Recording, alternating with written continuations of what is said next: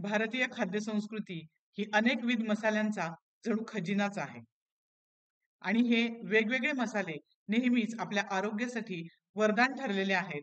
त्यापैकीच भारतीय स्वयंपाकघरामधला ओवा हा एक उत्तम डॉक्टर आहे. तर हा ओवा घेतल्याचे काय फायदे होतात? त्याचबरोबर कोणत्या विकारांमध्ये ओवा कशा पद्धतीने घेतला पाहिजे? आणि तो कोणी घ्यायचा, कोणी कमी प्रमाणात घ्यायचा आणि कशा पद्धतीने घ्यायचा, ही सर्व सविस्तर माहिती आज मी माझ्या व्हिडिओमध्ये तुमच्याबरोबर शेअर करणार आहे. त्यापूर्वी तुम्ही जर माझं चॅनल सबस्क्राईब केलं नसेल, तर प्लीज माझे चॅनल सबस्क्राईब करायला विसरू नका. नमस्कार, मी डॉक्टर अमृता देशमुख. माझ्या स्वास्थ्य या YouTube चॅनलमध्ये पुन्हा एकदा आपणा सर्वांचं मी मनापासून स्वागत करीत आहे. आजच्या व्हिडिओमध्ये मी तुम्हाला सांगणार आहे, ओवा हे उत्तम वेदनाशामक कसं आहे आणि फक्त वेदनाशामकच नाही हां, तर उत्तम पर्मनंट पेन किलर ओवा कसं ठरू शकतं.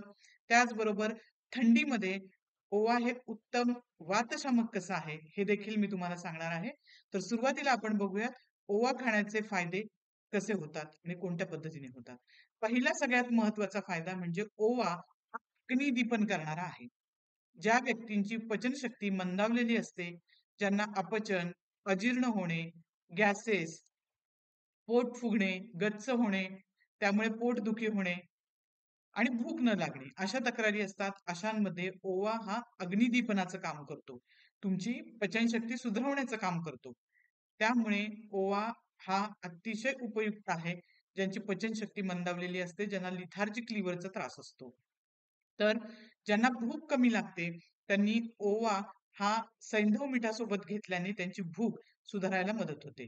म्हणजे पाव चमचा जर तुम्ही ओवा घेतला असेल आणि थोडंसं त्याच्यामध्ये सैंधव मीठ घेतलं आणि ते खाल्लं, त्यावर गरम पाणी जर तुम्ही पिलात, तर निश्चितपणे ज्यांची भूक मंदावलेली आहे, त्यांची भूक ही वाढणार आहे.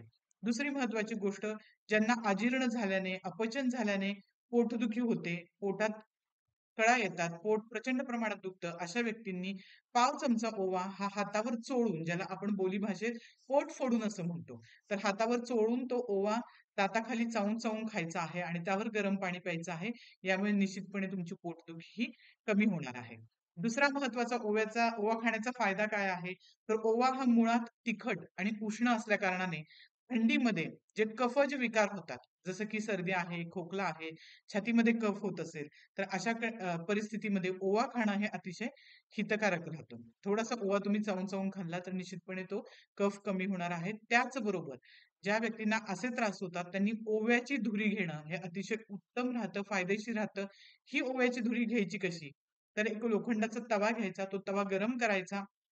चांगल्या गरम झालेल्या तव्यावर थोडासा ओवा टाकायचा आणि त्या ओव्यातून जी धुरी निघते, पांढरा धूर येतो, तो धूर तुमच्या नाकामध्ये, डोळ्यामध्ये, तोंडामध्ये गेला पाहिजे, अशा पद्धतीने तो आतमध्ये ओढून घ्यायचा. ते थोडंसं उष्ण आणि तिखट असल्यामुळे काळजीपूर्वक हे करायचं. सावकाश हळू ते ओढून घ्यायचं. याने काय होईल, की तुमची जुनाट जी सर्दी आहे, सायनसेसचा त्रास आहे, तुम्हाला होणारा सर्दी, खोकला आणि त्याचबरोबर जे काही सर्दीचे आणि कफाचे विकार आहे, छातीतला कफ आहे, ते सगळं दूर व्हायला मदत होणार आहे. तर अशा पद्धतीने तुम्ही ओव्याची धुरी घेणं हे कफज विकारांसाठी अतिशय उत्तम आहे. त्याचबरोबर बऱ्याच वेळा लहान मुलांमध्ये, मोठ्यांमध्ये सुद्धा कफ हा छातीमध्ये साठला जातो, जमा होतो. तर अशा परिस्थितीमध्ये ओव्याच्या पुरचुंडीने शेकणे हे सुद्धा खूप लाभप्रद राहतं. सुरुवातीला तुम्ही तुम्ही थोडंसं निलगिरी तेल लावू शकता, छातीला चोळू शकता आणि ती जी छाती आहे, ती गरम ओवा एका सुती कापडामध्ये बांधून त्या ओव्याने ती जर छाती शेकली, तर छातीमधला जो कफ आहे, तो निश्चितपणे दूर व्हायला मदत होते. तर ओव्याची धुरी आणि ओव्याच्या पुरचुंडीने छाती शेकणे किंवा डोक्याचा हा भाग वरचा जो आहे तो शेकणे, गालाचा भाग शेकणे, यामुळे तुमची डोकेदुखी, सायनसेसचे त्रास, सर्दी, खोकला या सगळ्या कफज ज्या तक्रारी आहेत त्या निश्चितपणे पूर्णपणे कमी होणार आहे. त्यानंतरचा जो फायदा आहे, तो म्हणजे ओवा हा जंतुघ्न आहे. म्हणजेच काय, की ओवा हा उत्तम अँटिबॅक्टेरियल आहे, अँटिफंगल आहे, अँटिव्हायरल आहे. फ्लू सारख्या व्हायरल फीव्हर्समध्ये अत्यंत गुणकारी असा हा ओवा आहे. अशा परिस्थितीमध्ये जर तुम्ही ओवा खाल्ला, तर तुमच्या शरीरामधल्या पूर्ण वेदना ज्या आहेत व्हायरलमुळे होणाऱ्या, त्या पूर्णपणे कमी होणार आहेत. त्याचबरोबर जसं मी आत्ताच म्हटलं, की अँटिबॅक्टेरियल आहे. ओव्यामध्ये अँटी कॅरिओजेनिक प्रॉपर्टीज आहेत, नॅचरल थायमॉल नावाचं जे इसेन्शियल ऑइल आहे ते ओव्यामध्ये असल्या कारणानं ओवा खाण्याने ज्या व्यक्तींना मुखदुर्गंधी असते किंवा दातांची कीड असेल, दातांची झीज असेल, अशा परिस्थितीमध्ये ओवा हा अत्यंत लाभप्रद आहे. जर तुम्ही दररोज थोडासा ओवा चावून-चावून पूर्ण दातांमध्ये या बाजू दोन्ही बाजूंनी खाल्ला, तर पूर्णपणे तुमची ओरल हायजीन ती आहे, ती वाढणार आहे. मुखदुर्गंधीचा त्रास कमी होणार आहे. दात किडणे, दातांची झीज होणे, ह्या सगळ्या तक्रारींपासून तुम्ही दूर राहणार आहात आणि तुमची ओरल हेल्थ ही इम्प्रूव्ह होणार आहे. हे निश्चित आहे. त्यानंतर ओव्याचा सगळ्यात महत्त्वाचा फायदा म्हणजे ओवा हे कृमीनाशक आहे. ज्या व्यक्तींना जंतांचा त्रास आहे, अशा व्यक्तींनी जर ओवा आणि सैंधव मीठ एकत्र करून घेतलं, मगाशी सांगितल्याप्रमाणे पाव चमचा ओवा आणि चिमूटभर सैंधव मीठ दोन्ही एकत्र करून ते चावून खाल्लं आणि वरून गरम पाणी पिलं, तर ते कृमीनाशक म्हणून काम करतं आणि मगाशी म्हटल्याप्रमाणे भूकही वाढवतं. त्यानंतरचा जो सगळ्यात महत्त्वाचा फायदा आहे, तो म्हणजे PMS, प्री मेन्स्ट्रुअल सिंड्रोम. स्त्रियांमध्ये पाळीपूर्वी होणारी कंबरदुखी, पोटदुखी किंवा पाळीमध्ये होणाऱ्या ओटीपोटातल्या तीव्र ज्या वेदना असतात, ज्याला आपण स्पाझमोडिक पेन्स असं म्हणतो. तर त्या वेदना पूर्णपणे कमी करण्याचं काम हे ओवा करतो. परंतु हा ओवा पाव चमचा आणि बाळंतशेपा जो असतो तो पाव चमचा असं दोन्ही तुम्ही चावून-चावून एकापाठोपाठ खायचं आहे. त्यावर गरम पाणी प्यायचं आहे. यामुळे या पाळीमध्ये होणाऱ्या वेदना, ज्याला अँटिस्पाझमोडिक आपण म्हणतो, त्या वेदना पूर्णपणे ओव्यामुळे कमी होणार आहे. ओवा हे एक वेल अँटिस्पाझमोडिक सुद्धा आहे. तर जसं मी मगाशी म्हटलं, की बऱ्याच वेदनांवर काम करणारा असा हा ओवा आहे. ओवा हा उत्तम अग्निदीपन करणारा आणि पाचक असल्यामुळे तुमच्या शरीरातील मेद म्हणजेच अतिरिक्त चरबी, वजन कमी करणारा आहे. तुमच्या शरीरातलं कोलेस्ट्रॉल कमी करणारा आहे. साखर कमी करणारा आहे. कफ कमी करणारा आहे. तर इतके सगळे फायदे हे या ओव्यामुळे होतात. दुसरं महत्वाचं, वात ज्यावेळेला शरीरात वाढतो, त्यावेळेला बऱ्याच वेळा आपल्याला आपण पाहतो, की उचकी येते, ढेकर येते, शरीरातील कफ वाढतो, अचानक छातीत कुठेतरी चमकायला लागतं. सांध्यांमध्ये दुखायला लागतं, संधिविकार होतात, गुडघे दुखतात, वेगवेगळ्या सांध्यांमध्ये चमका निघायला सुरुवात होते, बोटांमध्ये वात येतो, सडनली बोटांमध्ये वात येतो. तर अशा ही जी सगळी लक्षणं आहेत, ती वाढलेली वाताची लक्षणं आहेत. बऱ्याच वेळा आपली पापणी पण अशी फडफड करते अचानकच इन्व्हॉलंटरी. तर ही जी सगळी आहेत, ती शरीरातील वात वाढल्याची लक्षणं आहेत. अशा कंडिशनमध्ये सुद्धा जर तुम्ही पाव चमचा ओवा चावून-चावून खाल्ला आणि त्यावर गरम पाणी पिलं, तर निश्चितपणे या सगळ्या तक्रारी ह्या दूर होणार आहेत. त्याचबरोबर ओवा हे तुमच्या शरीरामध्ये जर कुठे गाठी असतील, ट्यूमर असतील, तर अशा परिस्थितीमध्ये सुद्धा ओवा हे उत्तम प्रकारे काम करतं. त्यामुळे अशा कंडिशनमध्ये सुद्धा ते आपण देऊ शकतो. ओवा हा खाऊ शकतो. त्यानंतरचा सगळ्यात महत्त्वाचा फायदा म्हणजे ओवा तुमच्यामध्ये रक्तदाब नियंत्रित करतो. तुमचे यकृत, तुमची प्लीहा आणि तुमची किडनी या सर्वांचं आरोग्य वाढवण्याचं काम सुद्धा ओव्याकडून केलं जातं. तर इतका हा महत्त्वाचा असा हा ओवा आहे, जो संपूर्ण शरीराला फायदेशीर आहे.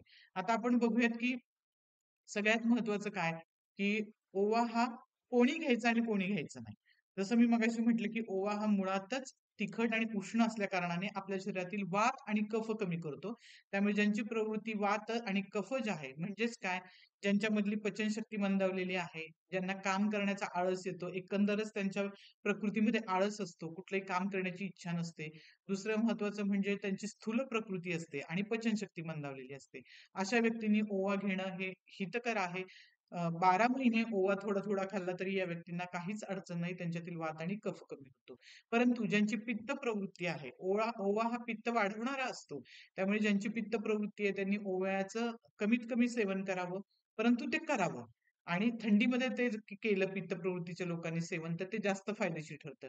कारण थंडीमध्ये ऑलरेडी वातदोष वाढलेला असतो आणि पित्त प्रवृत्ती लोकांचं थंडीमध्ये कमी असतं. त्यामुळे त्या दरम्यान जर ओव्याचं सेवन त्यांनी केलं, तर निश्चितपणे त्यांना फायदेशीर ठरू शकतं. त्यामुळे ओवा हा वातज आणि कफ असणाऱ्या लोकांनी जरूर सेवन करावा आणि नेहमी सेवन करावा. पित्त प्रवृत्तीवाल्यांनी थंडीमध्ये तो घ्यावा.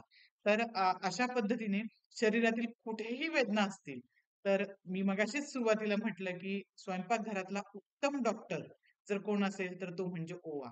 त्याचबरोबर आपण पेन किलर्स खातो. शरीरात कुठेही वेदना असतील, तर पेन किलर्स खाऊन शरीरावर दुष्परिणाम करून घेण्यापेक्षा स्वयंपाकघरातला ओवा हे पर्मनंट पेन किलर आहे. तुम्ही जर ते घेतलं, तर ह्या बऱ्याच वेदना तुमच्या आणि त्रास कमी होणार आहेत. त्याचबरोबर उत्तम वातनाशक आहे. तर एवढे बहुविध फायदे हे ओव्याचे आहेत. तर आजचा व्हिडिओ तुम्हाला कसा वाटला? व्हिडिओ जर आवडला असेल, तर व्हिडिओला निश्चितपणे लाईक करा. इतर गरजूंसोबत शेअर करा. माझ्या चॅनलवर जर तुम्ही नवीन असाल, तर प्लीज माझ्या चॅनलला सबस्क्राईब करायला विसरू नका. आणि व्हिडिओमध्ये कमेंट करून सांगा, की तुम्हाला व्हिडिओ कसा वाटला? यापुढे तुम्हाला कोणते व्हिडिओ पाहायला आवडतील? भेटूयात पुढच्या व्हिडिओमध्ये. तोपर्यंत धन्यवाद.